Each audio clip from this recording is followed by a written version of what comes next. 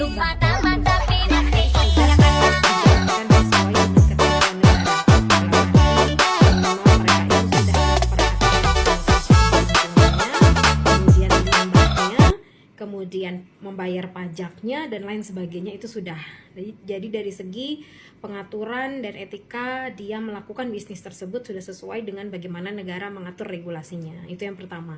Kemudian yang kedua terkait dengan bagaimana imbasnya. Saya tertarik sekali juga tadi korelasi yang disampaikan oleh Pak Eko dan Profesor.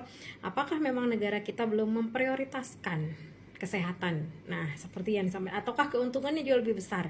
Nah, di sini sangat menarik, Prof, karena memang di data kami juga, termasuk di kami di Kabupaten Sumbawa di Provinsi NTB, jadi CSR dari rokok tersebut memang tinggi sekali, seperti itu. Kemudian pemasukan yang didapatkan itu sangat tinggi sekali juga.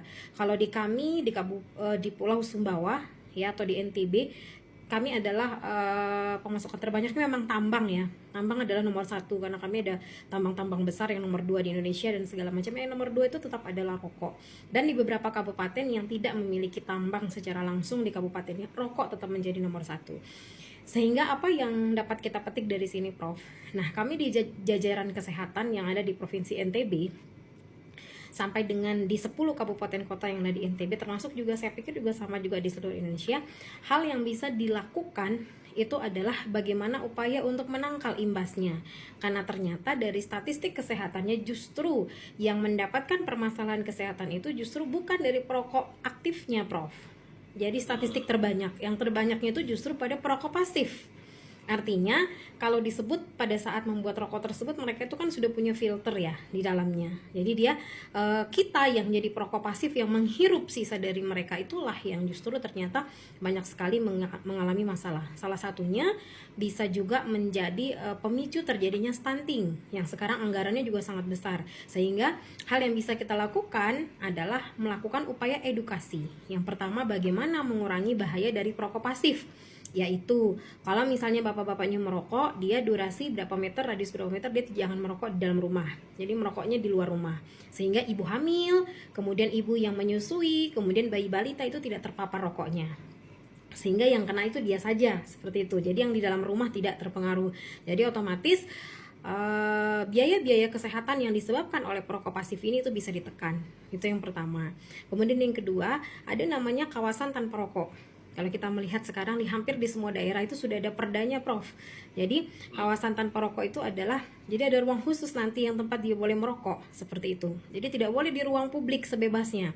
Sehingga hak asasi manusia, hak untuk menghirup udara segar oleh penduduk semuanya yang ada di dunia, di Indonesia dan di provinsi atau kabupaten tersebut, itu nanti akan bisa terkungkung atau tidak mendapatkan haknya karena perokok ini bebas merokok. Jadi dia ada kawasan tanpa rokok namanya yang dimana kita sudah menempeli.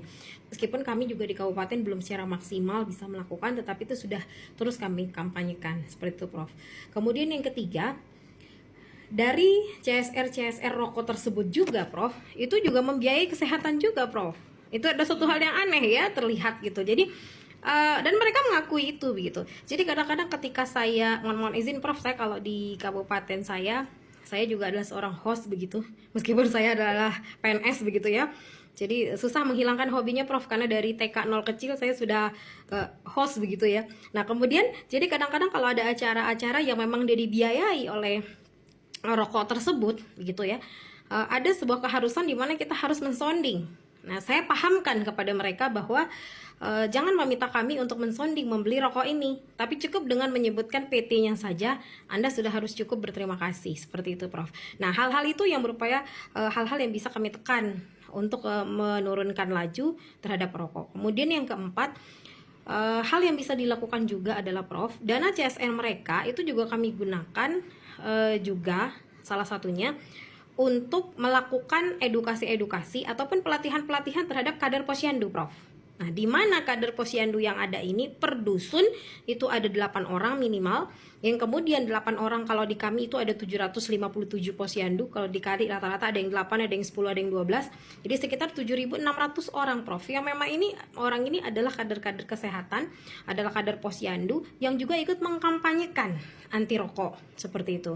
Nah, rokok ini seperti kita selalu sampaikan bahwa jangan menstigma bahwa mereka itu seperti tidak boleh gitu ya misalnya, karena kadang-kadang bapak-bapak yang perokok-perokok ini menjauh, Prof. Jadi semakin kita menekan, mereka menjauh dan menganggap kita itu adalah selalu dikatakan Mbak Ulfa katanya sehat jiwa itu tanpa stigma. Mengapa Mbak Ulfa membuat stigma pada kami kaum perokok, katanya seolah-olah kami ini adalah kaum yang harus dihindari. Nah, oleh karena itu kami selalu mengupayakan bahwa dengan sentilan-sentilan bahwa apa yang harus dilakukan. Nah, terakhir yang kelima, Prof, edukasi pada perokoknya ini yang paling penting juga.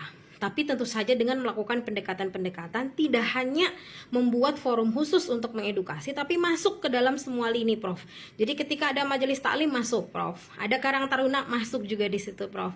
Kemudian ada KNPI, Komite Pemuda masuk. Ada Solidaritas Perempuan masuk. Jadi semua elemen-elemen yang ada di masyarakat, baik itu lintas sektor yang sifatnya swasta, kemudian negeri, itu kita masuki semua untuk mengkampanyekan terkait dengan rokok tersebut. Nah, bagaimana nanti mereka akan bertanya, Mbak, kalau misalnya ini rokoknya diminta dikurangi, berarti pendapatannya nanti akan berkurang, kemudian CSR atau pendapatan dari daerah atau negara itu akan turun, Mbak, gitu kan, nanti akan membiayai. Saya akan sampaikan bahwa pembiayaan dari negara ini sudah diatur sedemikian rupa dengan regulasi yang pas, dengan sirkulasi yang pas. Tidak usah khawatir, saya sampaikan bagaimana upaya kita untuk bisa menekan dulu imbas dari rokok ini. Jadi jangan dulu berfokus pada memberhentikan orang merokok, Prof. Nah, ini yang harus kita samakan persepsi. Jangan ketika ada yang merokok, saya selalu mengatakan bahwa ada beberapa teman yang memang juga termasuk kita ya, kalau ada orang merokok tiba-tiba, Prof, kita pasti refleks tutup mulut, tutup hidung seperti itu ya. Ya boleh, tetapi hal yang bisa kita lakukan bagaimana jangan berfokus pada perokok, tetapi mari kita berfokus pada orang-orang yang menjadi imbas dari merokok ini. Karena nantinya, misal, Prof, di dalam satu keluarga ada bapaknya satu, kemudian ada istri satu, gitu. Kalau yang istrinya 2, 3, 4 lebih bagus lagi, Prof. Jadi sekalian. Jadi ketika ada anaknya misalnya 3 gitu dalam rumah. Jadi kadang si bapak yang satu ini akan mengalah, akan kurang gitu ya. Akan kurang powernya dibandingkan dengan berhadapan dengan kaum ibu-ibu. Gitu ya. Jadi kaum ibu-ibu di mana ada anak di situ, dan saya yakin setiap orang yang merokok ketika disadarkan dan disentuh jiwanya, dia akan paham. Saya selalu menghadapi seperti itu pasien misalnya, Prof. Ketika istrinya mengeluhkan bahwa suaminya susah dilarang untuk merokok dalam rumah, maka akan saya sampaikan, kita gambar, Prof, kita jelaskan, Bapak, saya sentuhkan, Bapak, kita sama-sama bersepakat bahwa kita ingin generasi kita itu jauh lebih baik dari kondisi kita saat ini. Itu yang selalu kita sampaikan, Pak.